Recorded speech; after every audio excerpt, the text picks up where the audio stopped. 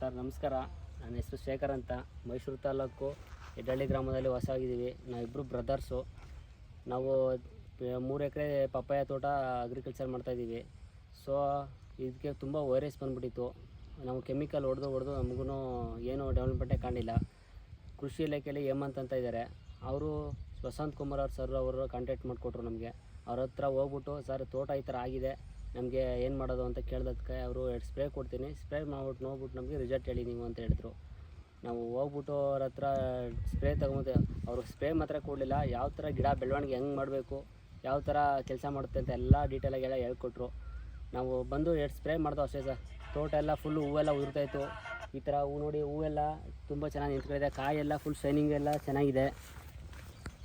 ಆಮೇಲೆ ನೀವೇ ನೋಡ್ತಾ ಇದ್ದೀರಾ, ಇವಾಗ ಈ ಕಡೆ ನೋಡಿ, ಇದೆಲ್ಲ ಫುಲ್ ಹಳದಿ ಬಂದುಬಿಟ್ಟಿತ್ತು. ಈ ತೋಟ ಎಲ್ಲ ಫುಲ್ ಹಳದಿ ಬಂದುಬಿಟ್ಟು ನಮಗೆ ತೋಟನೇ ಬೇಜಾರಾಗ್ಬಿಟ್ಟಿತ್ತು ತೋಟಕ್ಕೆ ಬರೋಕ್ಕೇ.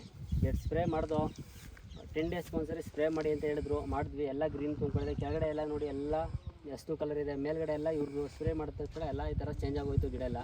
ನಮ್ಗೆ ತುಂಬ ಖುಷಿಯಾಗಿದೆ. ರೈತರು, ಪಪ್ಪಾಯ ಬೆಳೆದಿರೋ ರೈತರೆಲ್ಲ ಹೇಮಂತ್ ಸರ್ ಅವ್ರು ಮೀಟ್ ಮಾಡಿ ದಯವಿಟ್ಟು, ಯಾಕಂದರೆ ಕೆಮಿಕಲ್ ಹೊಡೆದು ದುಡ್ಡೆಲ್ಲ ಹಾಳು ಮಾಡ್ಕೋಬೇಡಿ. ಹೇಮಂತ್ ಸರ್ ಸ್ಪ್ರೇ ಕೊಡ್ತಾರೆ, ಪವರ್ ಪ್ಲಸ್ಸು ಮತ್ತು